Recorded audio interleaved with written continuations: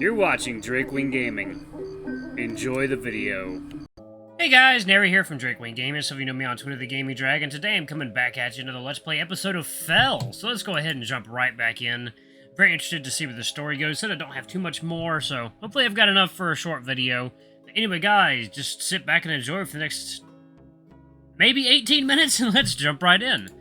Alarm chain, you're up, and let's go. Okay. My ears perk up a bit when a soft murmur drifts into my thoughts. Taking a few sniffly breaths, I glance over to see my rescuer drooling into his cushion and with his muzzle hanging open.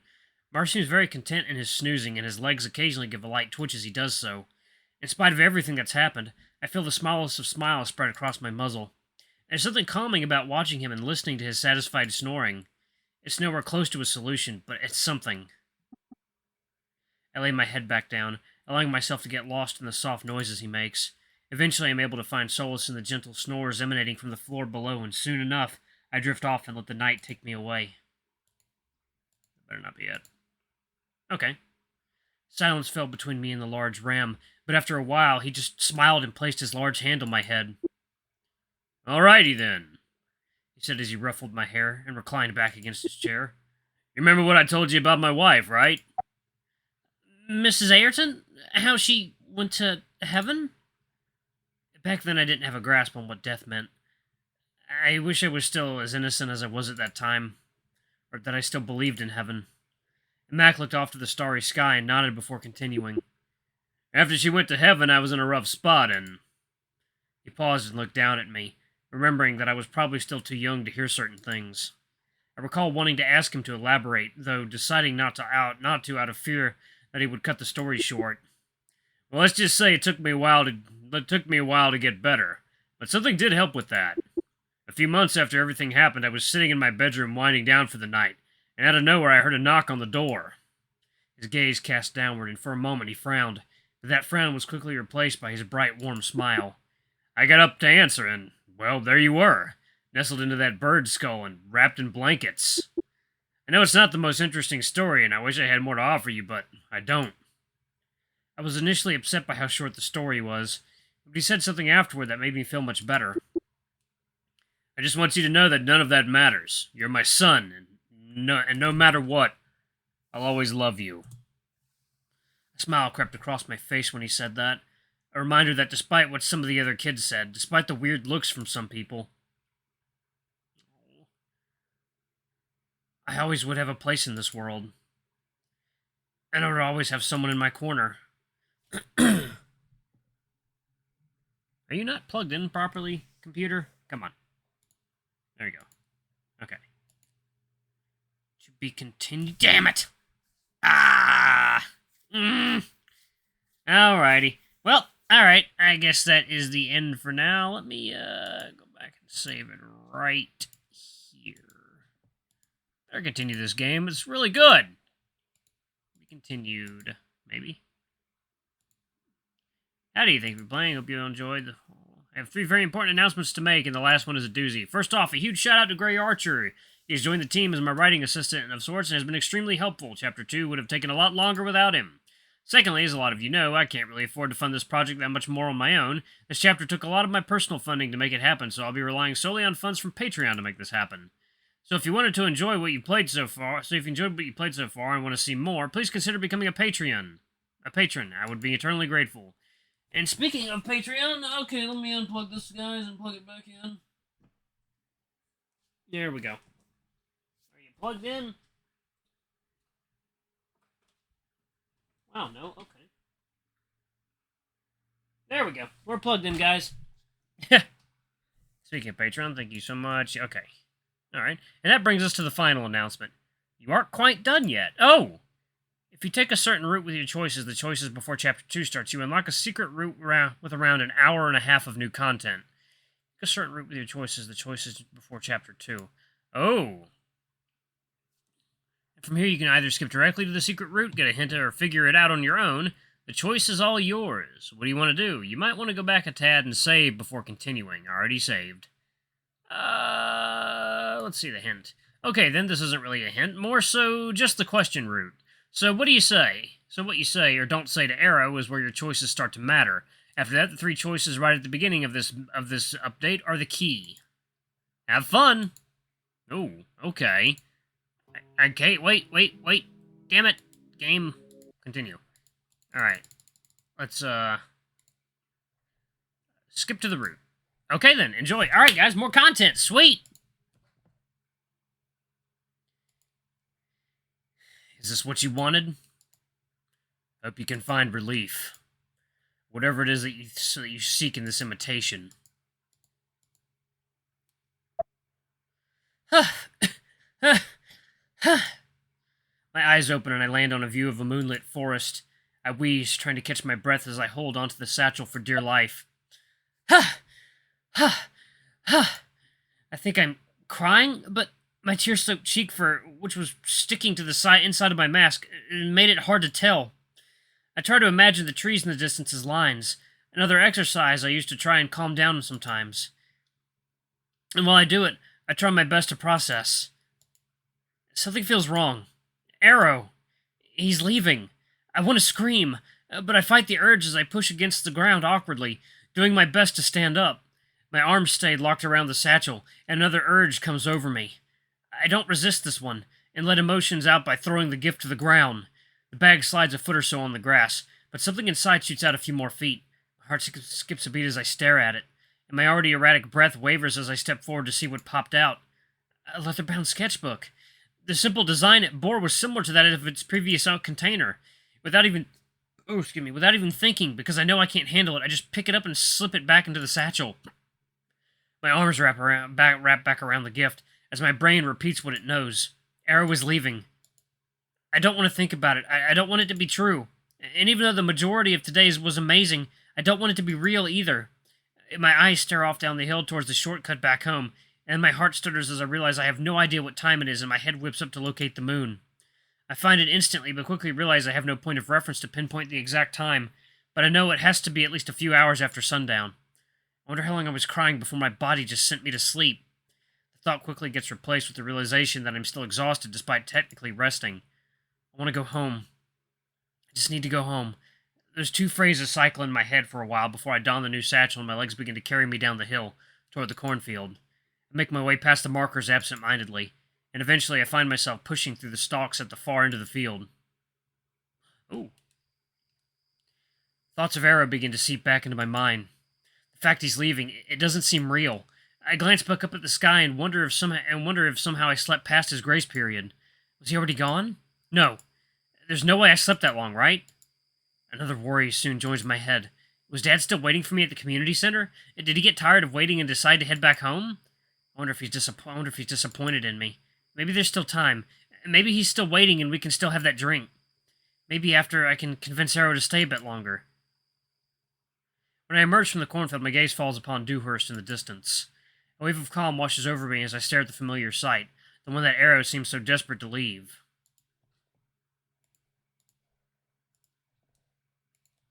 Wait, that's weird. It almost looks like... What? Oh. Oh. Oh shit, what is this? My whole body trembles from an uneasy chill in the air. What in the world? I shake my head free of the thought. The stress of the day must be getting to me. I just need to get inside, gather my thoughts. Nothing but the creak of the door opening can be heard as I make my way inside, through Mac's bedroom and into the living room. Moonlight is all that illuminates the otherwise dark space. I take a quick peek into the kitchen, and yep, Dad isn't here. He must be still waiting for me at the community center. A frustrated sigh passes my lips at my increasing screw-ups.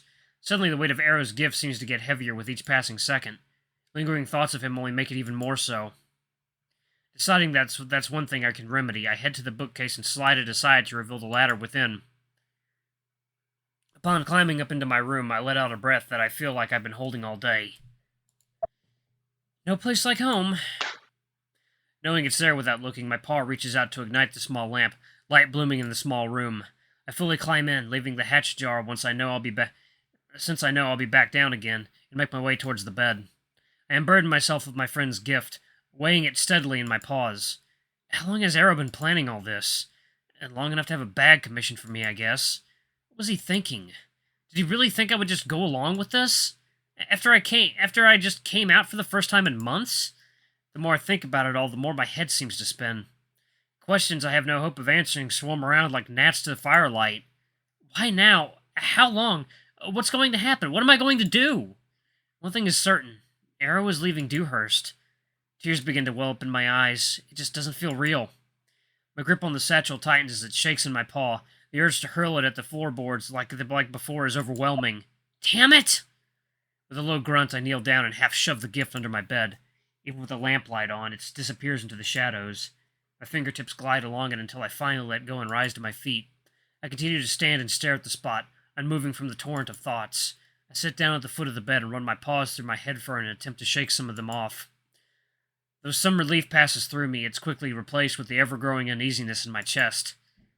I wish Dad was here. He's still waiting for me at the community center. I don't even want to go anymore, but it wouldn't be right to just leave him waiting there. Not when he seemed to be so excited about sharing this moment with me. Regardless of how today went or how I'm feeling, I can't just stand him up.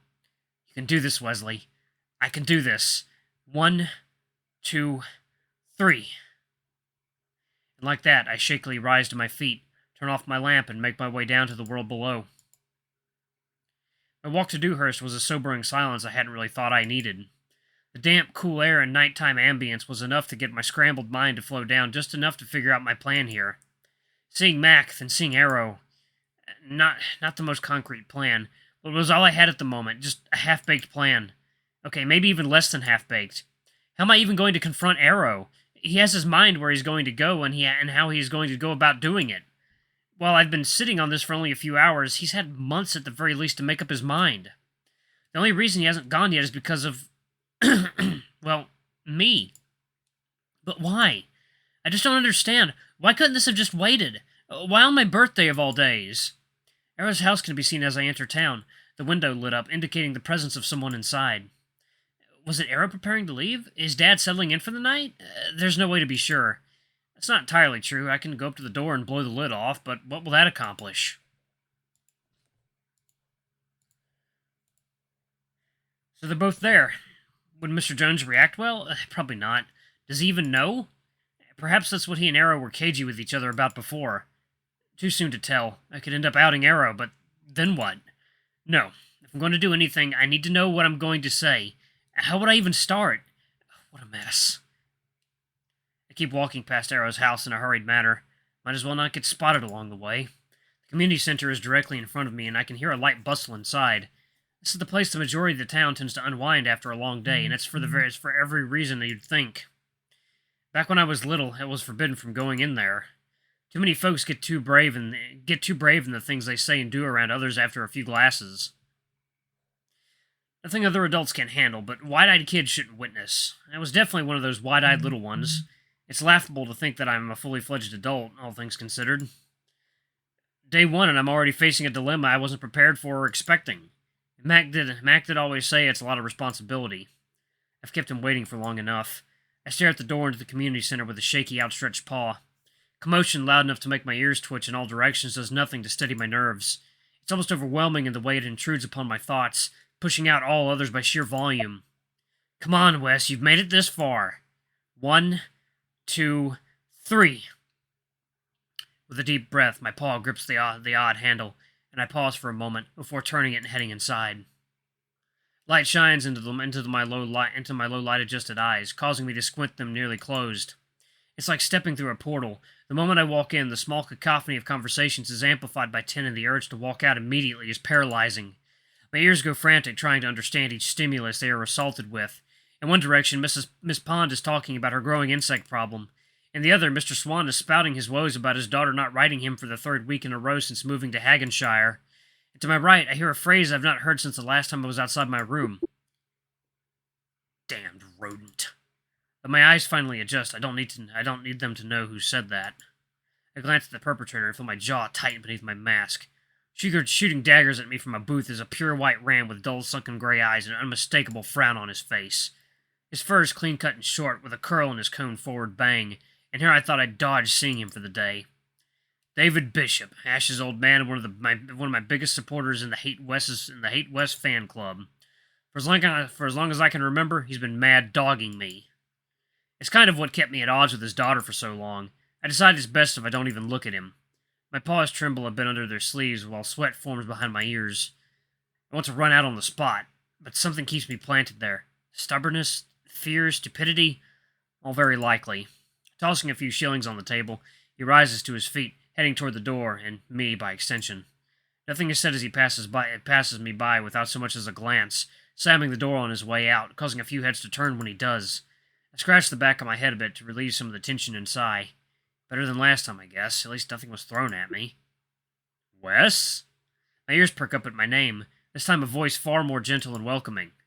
Mac is sitting at the bar, waving at me with a surprised yet happy expression. Seeing him immediately puts my mind at ease, and I make my way toward him. On the way, I'm able to make a better appraisal of the community center. With a warm orange tint that, thanks to the lamp lighting along the pillars, the interior has a cozier feel than the cool outside.